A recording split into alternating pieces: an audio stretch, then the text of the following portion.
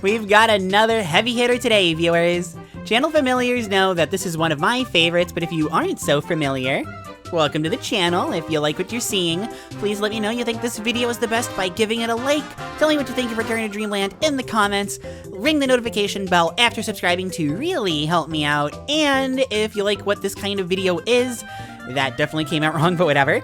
You can check out the playlist that I'm doing for Kirby Month 4, where I do this for all of what I call the main series Kirby games, link in the description.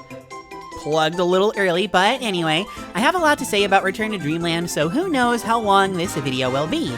It's basically asking for it to be shorter than most, but whatever. Let's return to talking about Kirby games and land on Return to Dreamland. Don't leave because of the puns, I'm sorry. The usual misadventures are amok. Kirby is running from Day-to-Day and Bandana D with some cake as Mennonite reads a book, but the situation changes when a huge ship appears from nowhere and crash lands on Popstar. The four investigate and find an alien, Magolor, collapsed inside. The ship is completely unusable, and seeing the stranger get all sad, Kirby and friends decide to help out by restoring the lost cogs and, more importantly, pieces of the ship that had been flung off as it crashed. Help Kirby, maybe with your friends this time, and help out Magolor.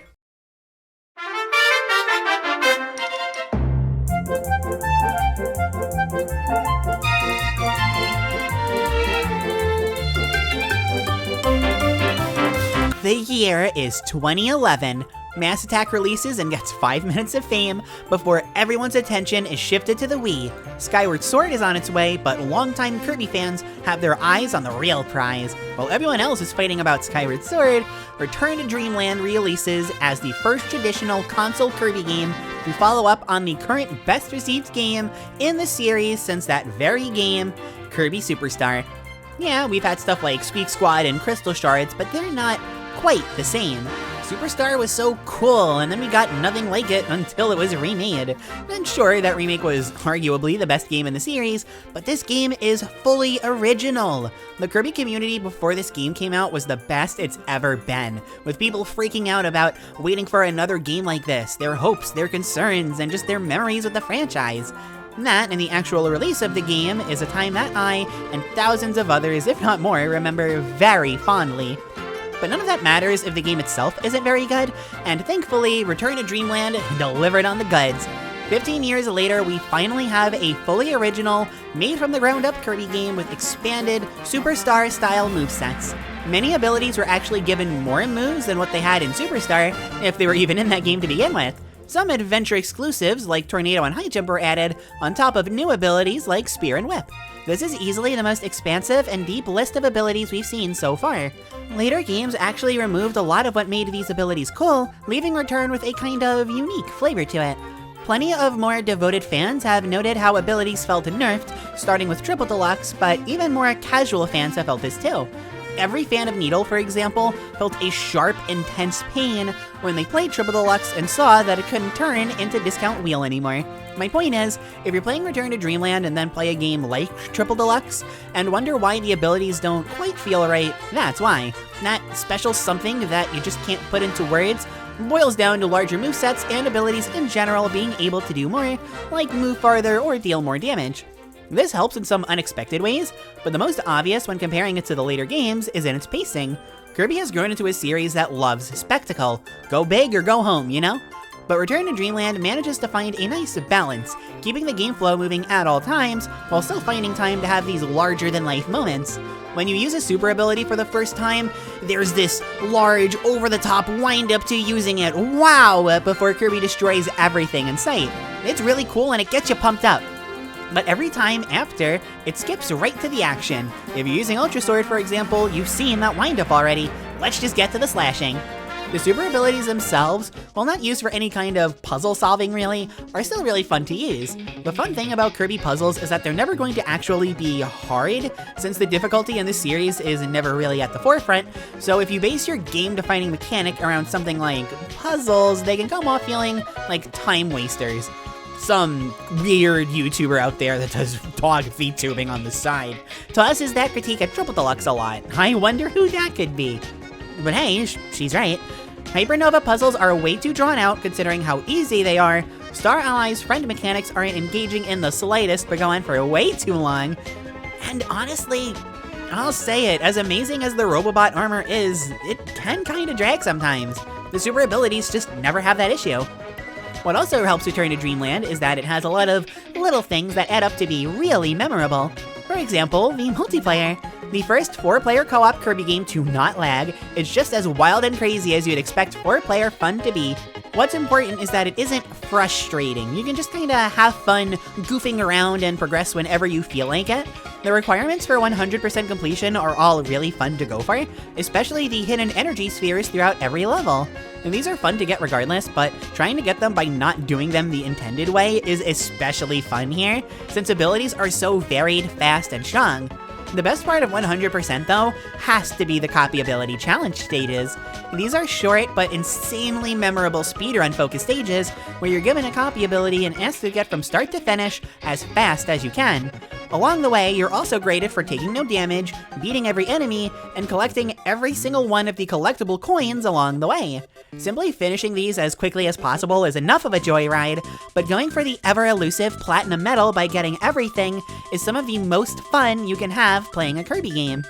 That's not everything, of course. Item carrying debuted here, and while it's underplayed in other games it's in, it's put to great use here. You can more easily than ever inhale multiple enemies at once thanks to the Super Inhale. There are these chase segments at the end of every super ability bit where you rush to the end to not get crushed and fight these sphere doomers for energy spheres. This game marked the return of both the arena and the true arena. The mini games are fun little time sinks. There's just so much on offer here. Return to Dreamland is a game with so many ideas implemented on top of refining already excellent ideas from older games. The structure may be like Adventure, and the abilities feel like Superstar, but what you do in this game can only be described as Return to Dreamland. It has a flavor all of its own despite the claims that say otherwise. I mentioned a lot of the new ideas here, and this isn't bias talking, it is a game with plenty of original ideas and carves its own identity through its perfect pacing, amazing abilities, multiplayer, single player, and most importantly, the fun that you have along the way. That's more than enough for why Return to Dreamland is the best game in the series. We like to have a little fun over here on this channel, so let's play some trivia. I've got 3 Kirby games on the mind, and I want you, my lovely, wonderful viewer, to tell me why I'm thinking about them. The games themselves are Triple Deluxe, Planet Robobot, and Star Allies. Think it over, pause the video if you have to, time's up.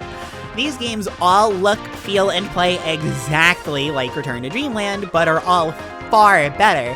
Triple Deluxe has way more personality, Robobot far exceeds it in mechanics, and Star Allies has visuals and multiplayer that blow this game right out of the water. Plus, you can play them all portably. Star Allies even gets bonus points there for also being playable on console. Normally I'd say something along the lines of, well, okay, but I'm just arguing that Return is the 4th best, but not the worst. Though, this is a rare exception, as Return to Dreamland was the start of a long era where every single Kirby game had remarkably similar look and feels to them. Because of this, Return to Dreamland gets the worst of it on both sides. On the one hand, it was the start of a far less varied string of games compared to what had come before. For a bonus whammy, it killed Kirby games being made with sprites. We still don't have those back. And on the other hand, if you really love this style and are glad they all feel similar, then why would you ever go back to Return to Dreamland when every game after just made it better? It doesn't have anything to actually make it stand out. The super abilities pale in comparison to things that would show up in later games, like the Robobot armor and the mouthful modes. And if you compare it to one-and-done ideas from previous games, like ability mixing in 64, or a fully open world in Amazing Mirror, it looks even worse. Even Squeak Squad's bottom screen, as simple and not flashy as it was, had amazing functionality. Storing abilities and treasure in the bottom screen for later use, legitimately helpful stuff. And this one-note, no-brain, over-exaggerated button press is supposed to compare to all of those? Give me a break. It's not like the levels they're in are much better. Remember when I described Squeak Squad as, yup, that's a Kirby game? I said that too early because that should really just apply to Return to Dreamland. And you know, you can technically say that about a game like Adventure or Nightmare, but those were far more influential and innovative. Nightmare gets a bonus pass considering that it's a remake and it was still influential. Those two are a pretty apt comparison, as Return to Dreamland basically feels like Adventure with Superstar-style abilities thrown in. But unlike Adventure, where the uses for abilities were more thought out due to their simplicity, they all blend together here. Superstar abilities work far better in a game that you play in short bursts, like Superstar, or a game that has more than just the action going for it, like Adventure. It's a real shame too, because one of the most enjoyable parts of Ultra was how it took the abilities from Superstar and modernized them, making them easier to use without getting hit. Return to Dreamland carries that same philosophy without understanding why Ultra was able to get away with it. And what other gimmicks does this game even have? Items, challenge stages, and mini-games, cogs, or energy spheres, whatever. Now, what do all of them have in common? Oh, of course, they only matter if you're going for 100%. Heck, even the super abilities, with 2 exceptions, or 0 if you're crafty enough, you don't have to use a single time unless you're going for gold. Yeah, the super abilities are that bad. There's really not that much more to add here. I don't see how you could argue that a game that, by not knowing what made previous games great, and still trying to mimic them anyway, while also being beaten to the ground by the superior games that came out after and play just like it, is really anything but a terrible waste of your time. It was the first HAL-developed traditional Kirby since 64, but they still couldn't bother to include fan-favorite abilities like Wheel and Mirror. Oh, but High Jump is here? That's the instant fan-favorite, like we all know. As always, I don't want to pick on anyone who actually likes High Jump. Quick immersion break here, but I actually really love High Jump myself. This is kind of a weird self-own. I guess let's move on. I got some other small points to fill out some time. Oh, the story. Once again, retreading old grounds, Magolor pulling a marks is yet another sign of how uncreative of a game this is. And the game made an attempt to have the story be a bigger focus, but all it amounted to were an extra cutscene here and there, and Magolor wasting your time after every boss. Okay, let's see. What else? Oh, right. This game has the multiplayer, yeah. And basically every Kirby game with multiplayer pulls it off better. A game like Star Allies or Amazing Mirror just blows it out of the water, but just like New Super Mario Bros. Wii, which, big shock and copied, it's far too chaotic and frantic to actually be fun. And there's the extra mode. That's just the main game again, but with less health. Yeah, I think we can call it there. I know this was kind of short, or at least it felt short, who knows, but the correct argument of this game copies other things and does it worse while more original games came after is all you need to know about this total trash heap.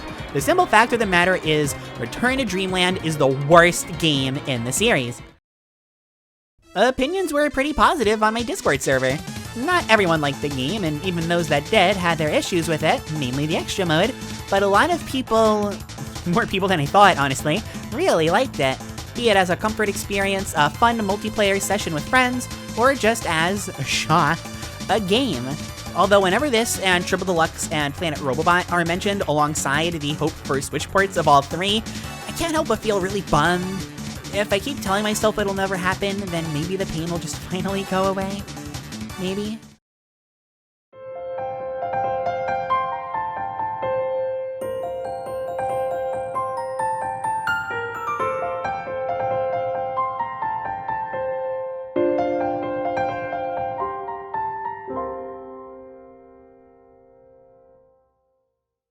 I said this at the start, but if you've been around this channel for, honestly, not that long, I talk about this game a lot, you know I think really highly of it. It's my second favorite in the franchise, only beaten by Superstar Ultra. Having played it when it came out, I can tell you that this was exactly what the series needed back then, a modernized take on what already worked to get the series back on track.